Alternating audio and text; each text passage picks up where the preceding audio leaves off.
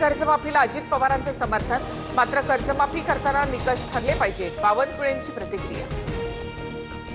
Ajit पवारच Maharashtra Olympic असोसिएशनचे अध्यक्ष होणार, फडणवीसांच्या मध्यस्थीनंतर निर्णय। मुरलीधर मोहोळ यांनी विरोधात अर्ज दाखल केला होता। फलटणमध्ये आत्महत्या केलेल्या महिला डॉक्टरच्या कुटुंबियांचं जरांगेंकडनं सांत्वन। या प्रकरणी एसआयटी गठीत करण्यासाठी मुख्यमंत्र्यांच्या ओएसडींसोबत फोनवरून चर्चा। एन्काउंटरची वेळ का आली, स्पष्टीकरण द्यावं लागणार।